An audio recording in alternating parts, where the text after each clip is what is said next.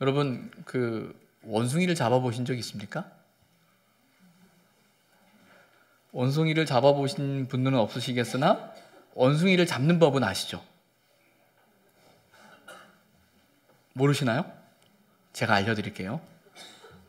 아프리카에서 원숭이를 잡으려고 하면 가죽으로 입구가 좁은 자루를 만든다고 합니다. 그리고 그 자루 안에 원숭이가 좋아하는 그 과일을, 꼭 바나나라고만 단정지을 피우면 안 돼요. 좋아하는 과일을 넣어둔다고 합니다. 그런데 그리고 넣어놓고 그 자루를 이제 나뭇가지에 이렇게 걸어놔요. 그럼 갑자기 바나나가 아니고 원숭이가 그 걸리는 자루에서 과일을 꺼내려고 이게 손을 넣죠. 근데 문제는 그 자루의 입구가 좁으니까 이 안에 들어있는 과일을 잡고서는 절대로 손이 빠지지 않는 거예요.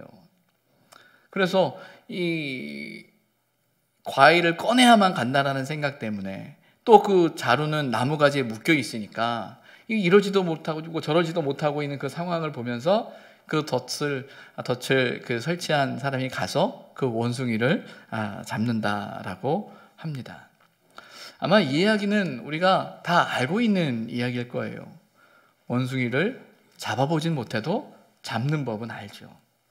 근데 그 원숭이를 바라보면서 우리 이런 생각을 합니다. 아유, 그거 놓으면 되는데 이 못 놓다가 왜 저렇게 되나 라는 생각을 갖게 하죠.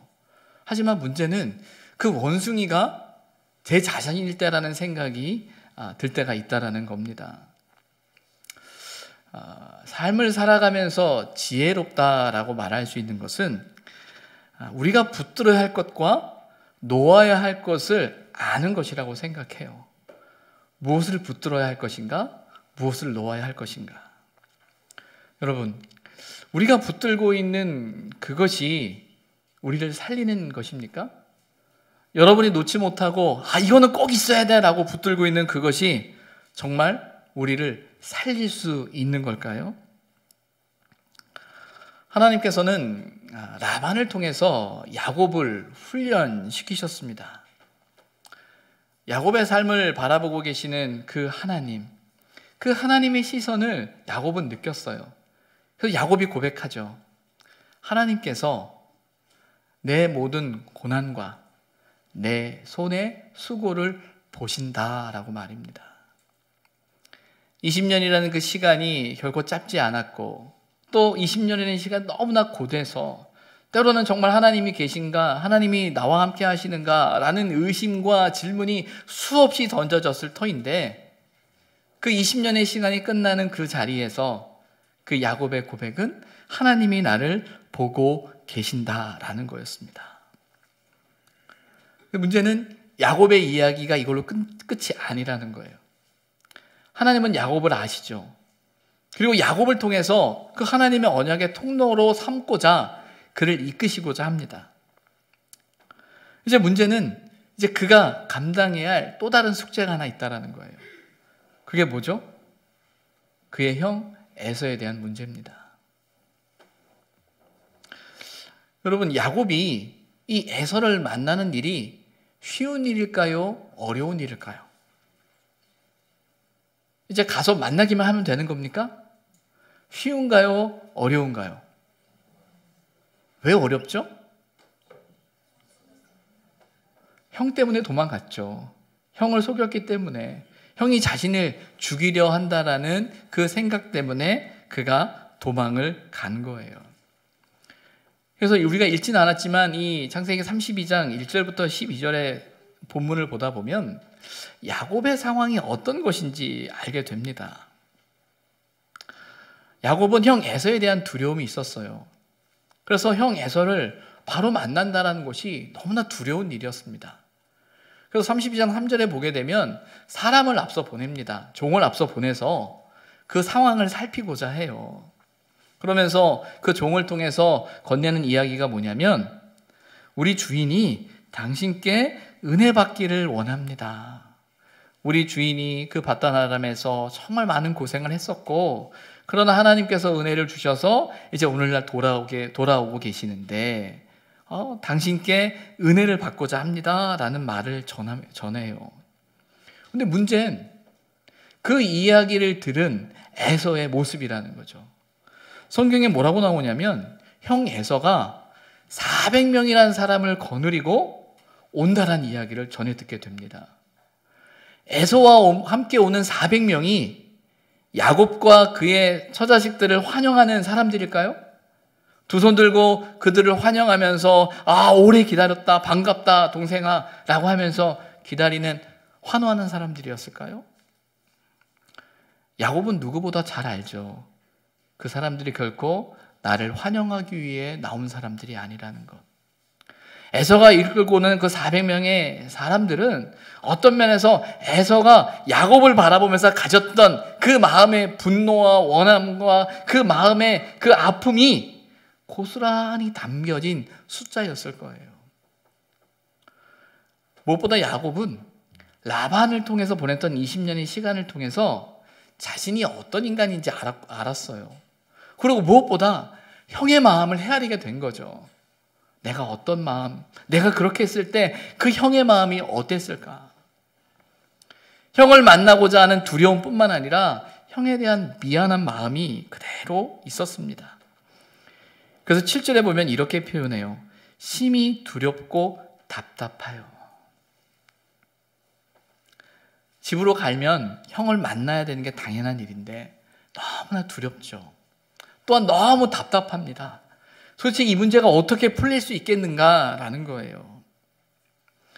예전에는 자신 혼자였는데 이제는 처자식이 생겼어요. 많은 식솔들이 생겼어요. 나 하나 죽는 거는 이란 생각도 가질 수 있지만 딸린 식구들이 그 형의 위협 앞에서 다 죽게 된다면 이게 얼마나 큰 슬픔이고 아픔이겠습니까? 12절에 야곱이 이렇게 말합니다. 주께서 말씀하시기를 내가 반드시 내게 은혜를 베풀어 내 씨로 바다에 셀 수 없는 모래와 같이 많게 하리라 하셨나이다. 이 말은 무엇이냐면요, 그 두려움 가운데 있는 야곱이 떠올리는 하나님의 말씀이에요. 하나님께서 자신의 아버지 이삭에게 또 할아버지 아브라함에게 하셨던 약속, 내 자손을 통해서 내 씨로 바다에 셀 수 없는 모래와 같이 많게 하시겠다라고 약속하신 그 약속의 말씀을 떠올리고 있는 겁니다. 근데 문제는 그 말씀을 떠올리고 있으나 그 말씀이 그의 마음속에 있는 그 두려움을 해결해 주지 못하는 거예요. 하나님의 뜻은 알겠는데 그가 직면하고 있는 이 상황, 지금 현실 앞에서는 그의 두려움이 해결되지 않고 있다라는 것입니다.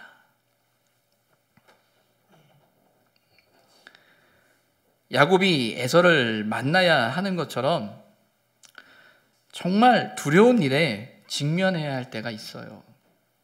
아니, 부딪히고 싶지 않은, 알고 싶지 않은, 만나고 싶지 않은, 경험하고 싶지 않은 상황과 사람이 있을 때가 있다는 겁니다. 풀어야 할 관계가 있고 풀어야 할 문제가 우리의 삶 속에 있을 때가 있어요. 특별히 우리 미숙함으로 빚어진 문제들, 그것 때문에 경험하고 있는 그 현실들 앞에서 피해가기보다 부딪혀야 할, 직면해야 할 상황이 있다는 겁니다.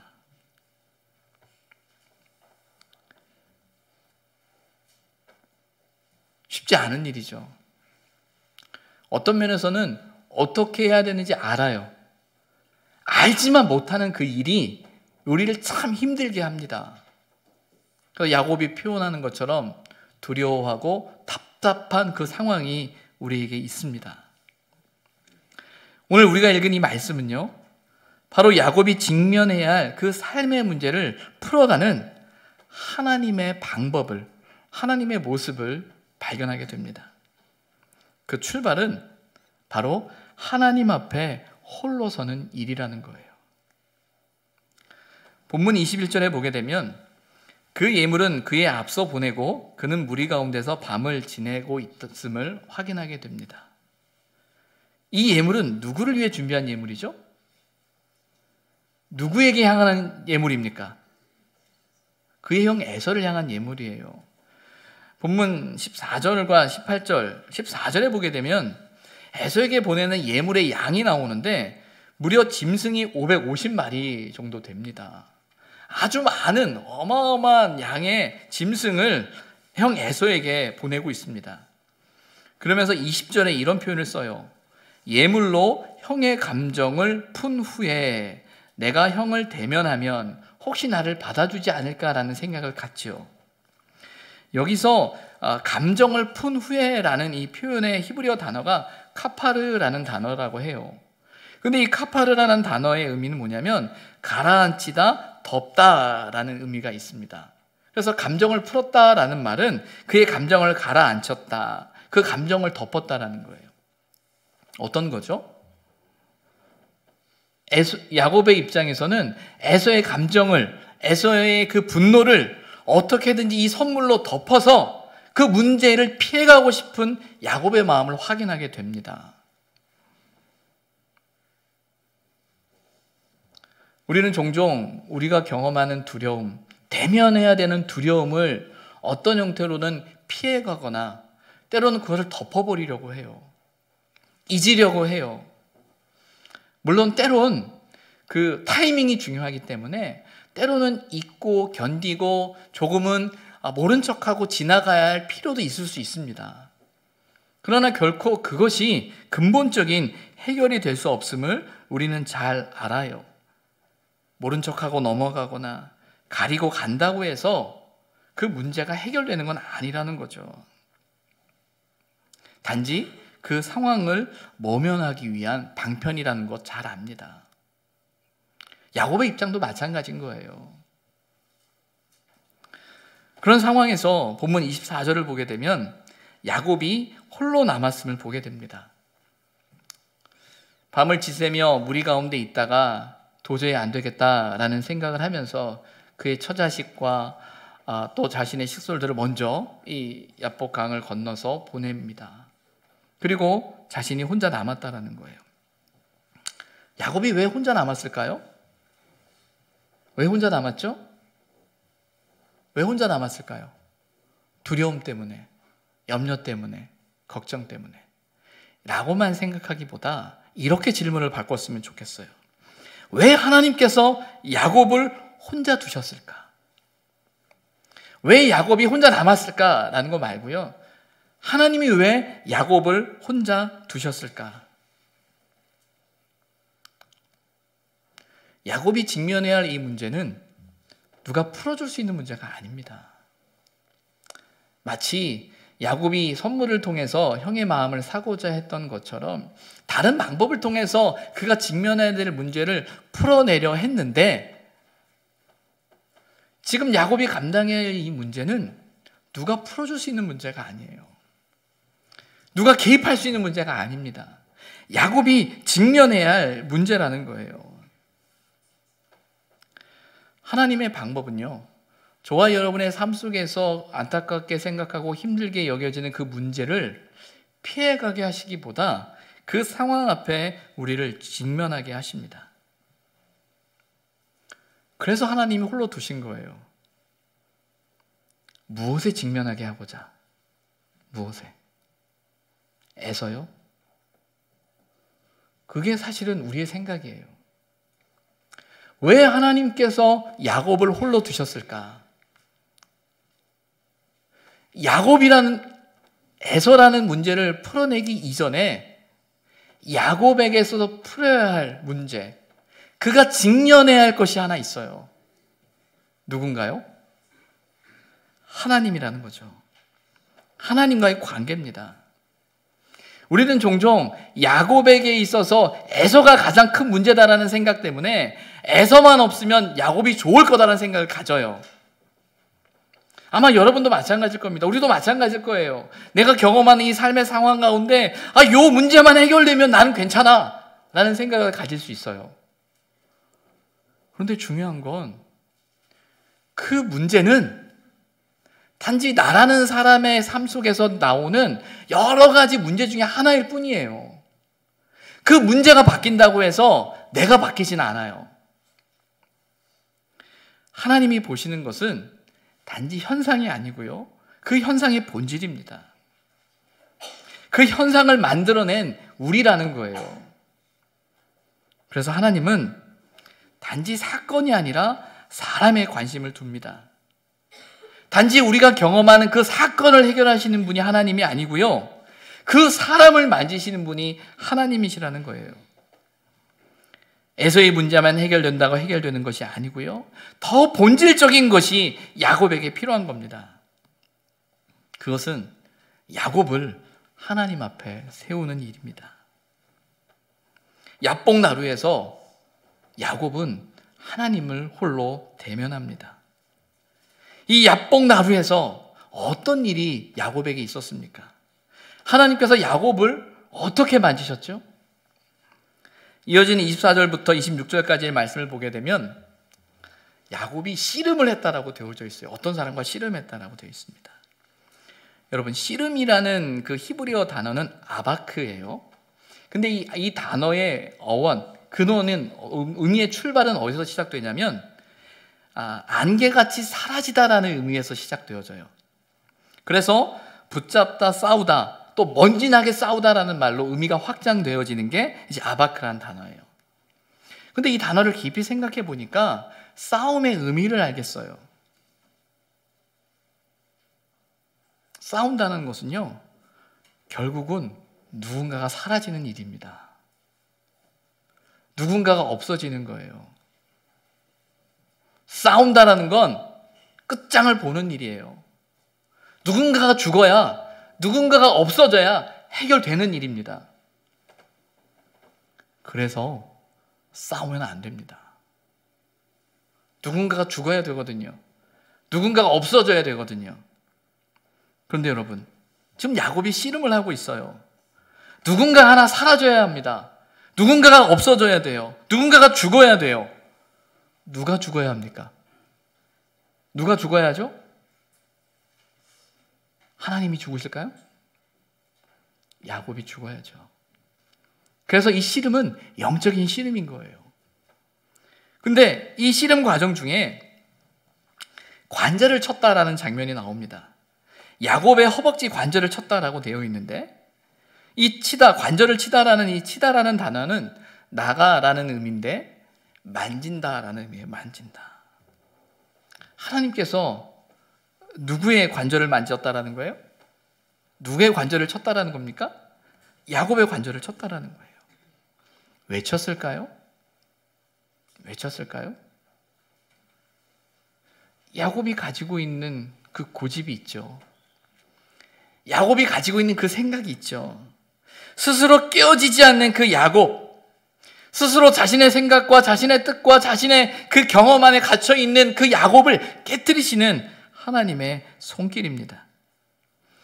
우리가 스스로 하나님을 인정하지 못하고 하나님을 온전히 의지하지 못하고 하나님 앞에 온전히 서지 못할 때 하나님은 우리를 만지세요.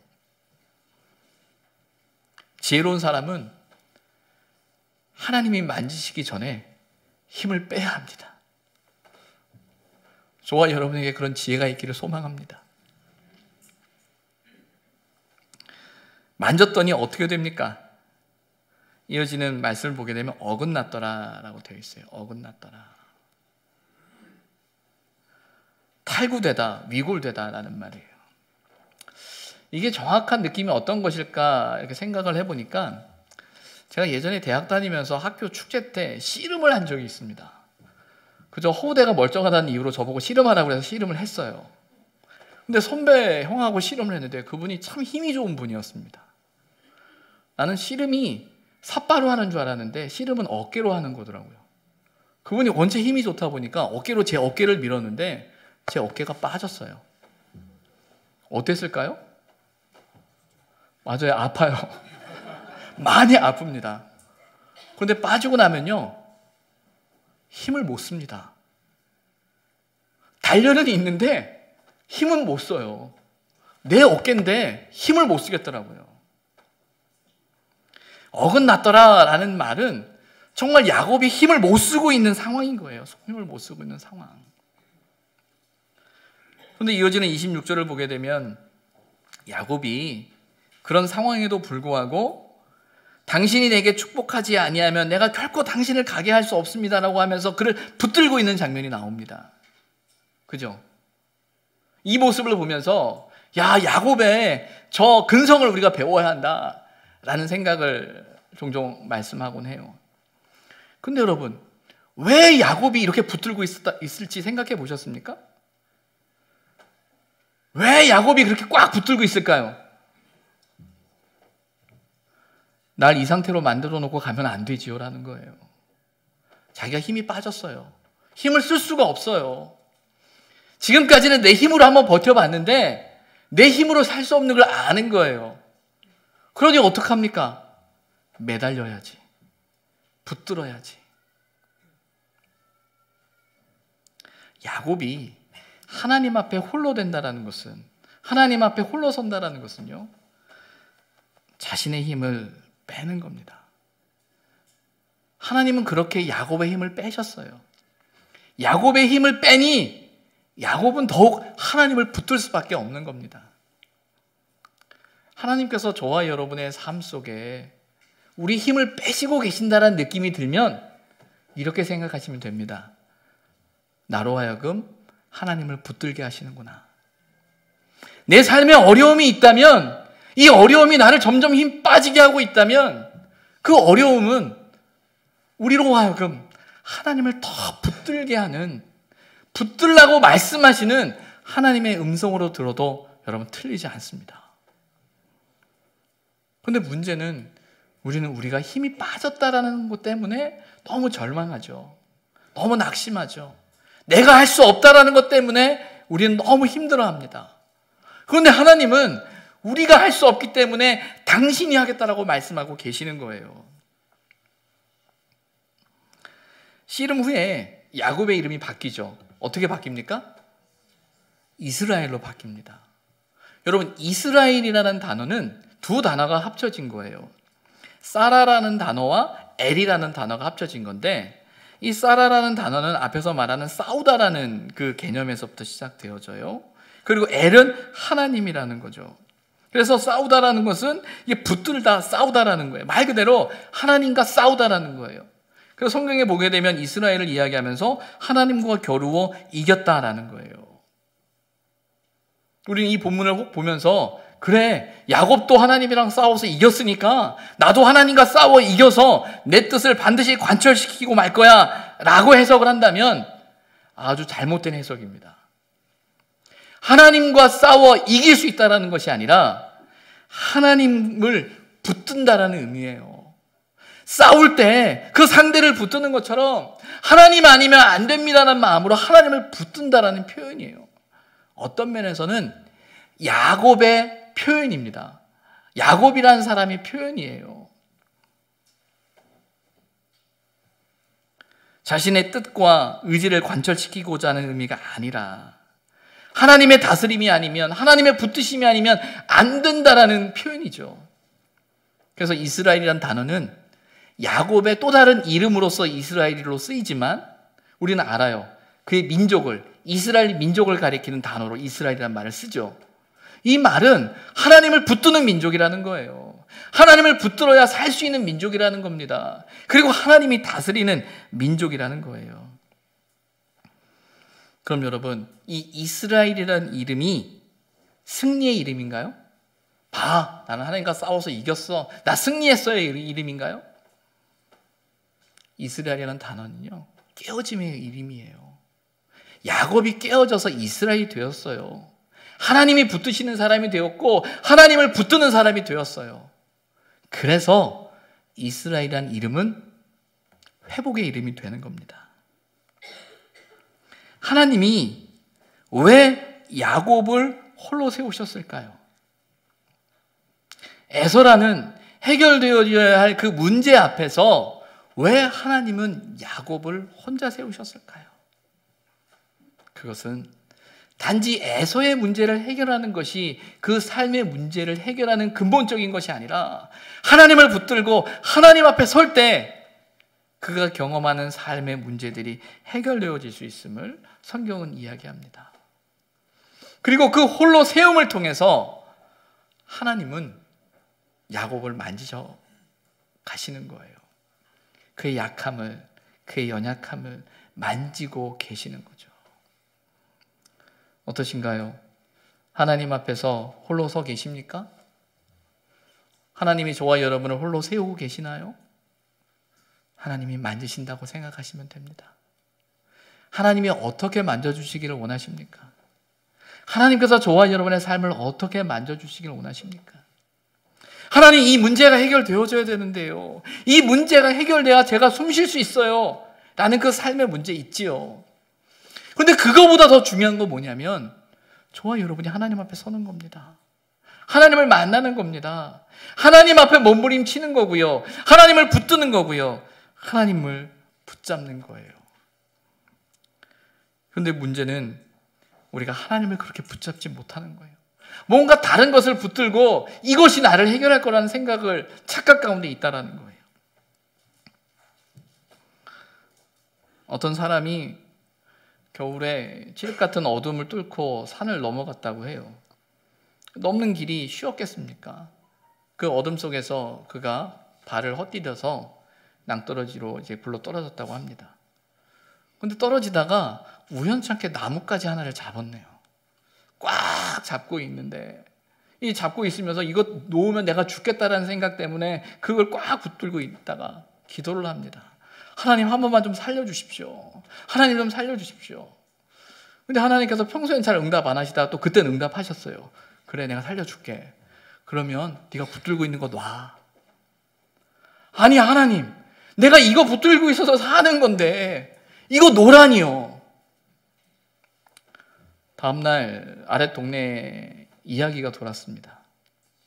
어젯밤에 어떤 사람이 저 산에서 얼어 죽었다라는 거예요.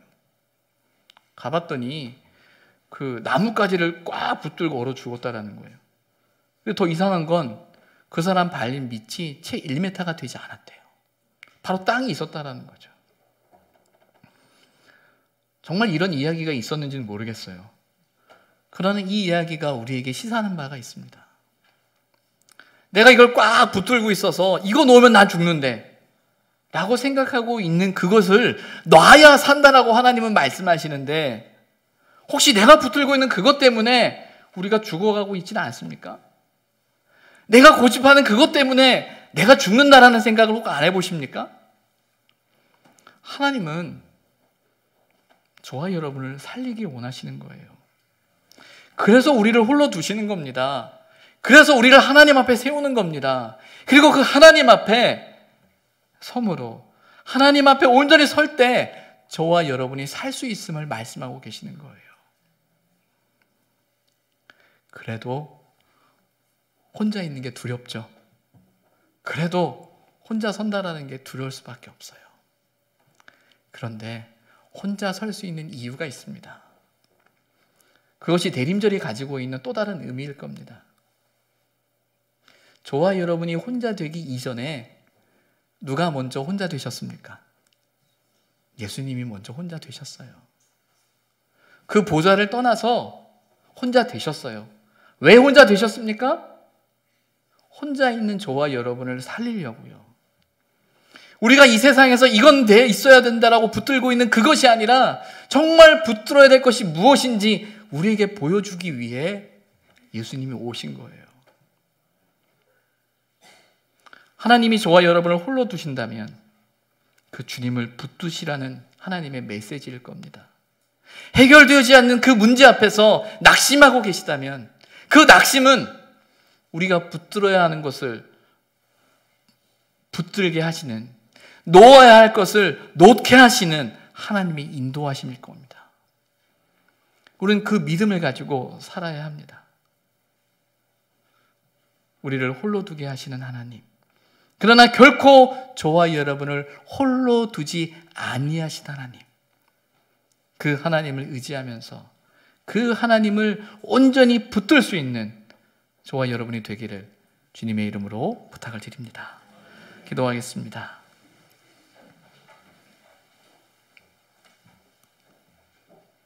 하나님, 야곱을 홀로 두심으로 야곱의 인생과 야곱의 삶을 만지시는 하나님의 손길을 깨닫습니다. 하나님, 홀로 있는 우리에게 주어진 그 삶 속에서 하나님의 선하신 손길을 깨달아 알게 해주시고, 절망적이고 낙심할 수밖에 없는, 두려울 수밖에 없는 그 삶의 상황 가운데 다시금 하나님을 붙들고 하나님만을 붙들고 하나님만을 의지할 수 있는 우리의 심령이 되게 하여 주옵소서. 우리의 영혼을 만지시고 우리의 삶을 만져 주셔서 우리의 힘을 빼고 하나님만을 의지하는 걸음 되게 하여 주옵소서. 예수님의 이름으로 기도드립니다. 아멘.